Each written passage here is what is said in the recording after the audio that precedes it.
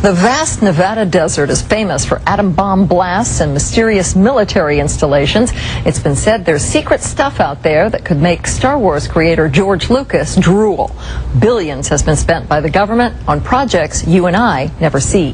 The I-Team's George Knapp is here to tell us what he's dug up about these secretive black projects. Paula, 18 years ago this month, the Air Force gave the public its first look at the stealth fighter. This reporter even saved his media pass from that day because the plane was and is so cool. What we didn't know back then is that by the time the military unveiled the stealth to the world, it had already been flying for more than 10 years. Earlier this month, the I-Team watched as the stealth was retired from service, which raises the question, what new toys are they working on out there? The answer may lie in patches. Yeah, not much going on out here today. A handful of aviation watchers and a lone TV camera were the only uninvited eyewitnesses earlier this month when the last of the F-117 Nighthawks, better known as the stealth fighters, flew into mothballs and into history. Thanks for the ride today.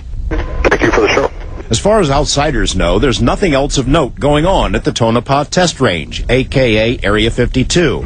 Nothing to see here, so move along. But the mere fact that the Pentagon is retiring one of the premier warplanes in the world speaks volumes to military watchdogs. They have technology out here that they are evaluating right now, that they're working on. They say that is about 30 years advanced to what the public knows about. Stories about futuristic weapons systems being tested in the Nevada desert at places like Area 51 are staples of aviation magazines. The military doesn't comment, not in so many words anyway, but there are clues. It's a glimpse into at least a $30 billion secret industry. Author Trevor Paglen collects colorful scraps of fabric, souvenirs from the heart of the black world. They're unit patches created by outfits you've never heard of, working on projects you may never see. The imagery is menacing. Ghosts, skulls, specters, spooks. But if you know how to read them, the patches are packed with info. Many of the patches have collections of 6 stars, 5 and 1, telling the world that the program, whatever it is being tested at Area 51.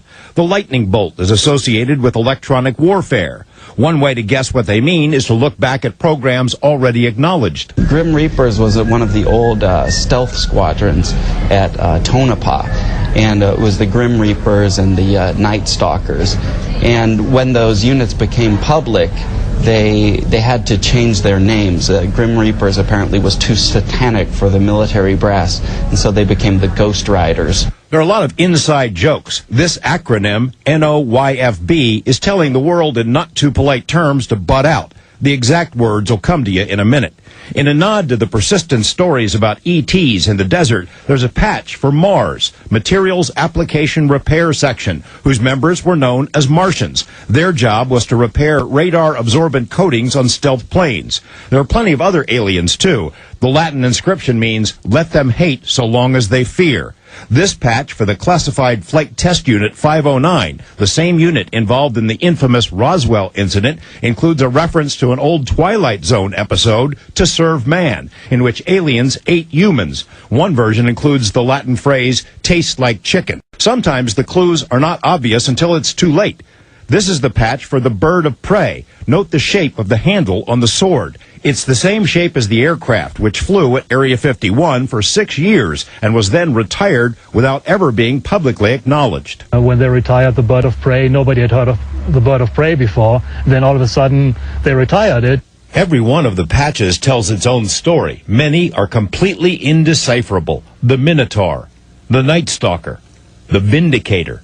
In 30 years, maybe they'll tell us what we paid for. The design of the patches is approved by higher up so that no secrets are accidentally spilled. Contrary to public perception, secrets can be kept and are being kept.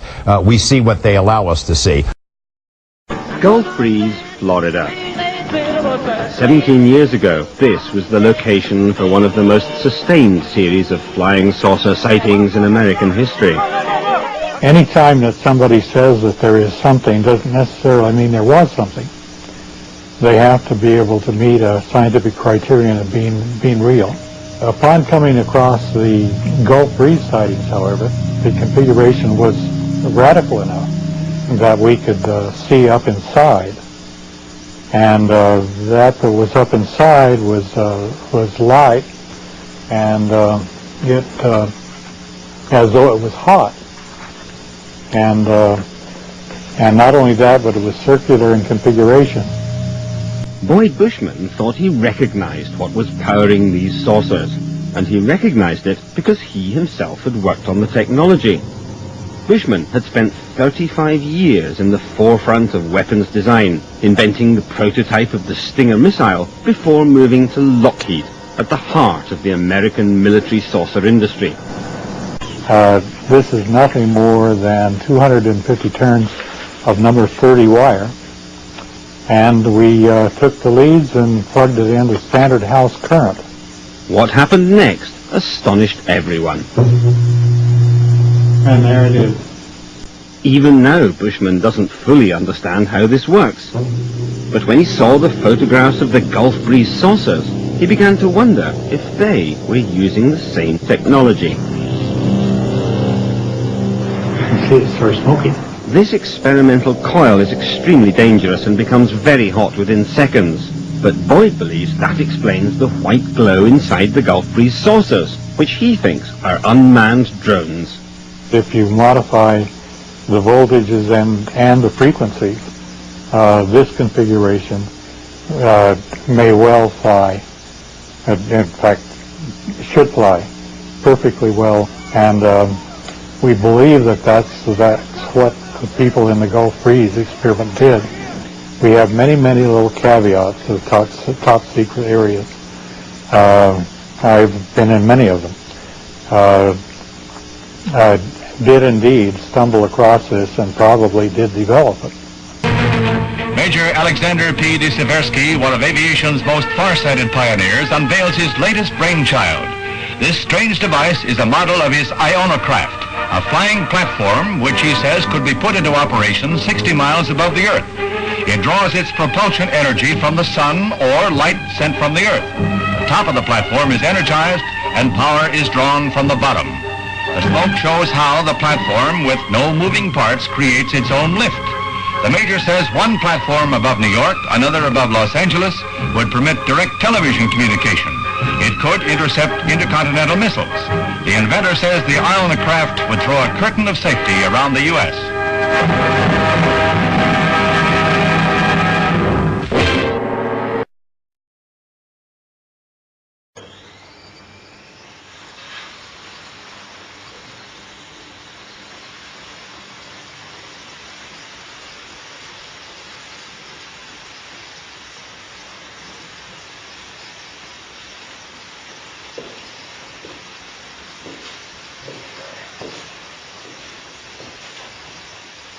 The iron link component of the thrust is something that's very real, but it doesn't look like it's everything. It looks like there is a detailed Brown effect, which is an asymmetrical capacitance.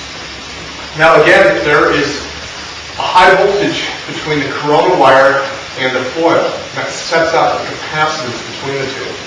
And since the foil is wider on top than the wire, it's asymmetrical capacitance. There are a number of different effects going on, but the idea is that this asymmetrical capacitance is really a type of field effect propulsion. The term that's been used is pulling itself up by the bootstraps. And conventional science doesn't like that. It violates Newton's laws, and it's questionable even in relativity. So we're looking at something that falls outside of known science. And that's been a really big debate. Is this just iron wind, or is it something more? And in solving this debate, it's taken us to that next step to say the lifters are valuable, but they're part of a much larger genre of technology.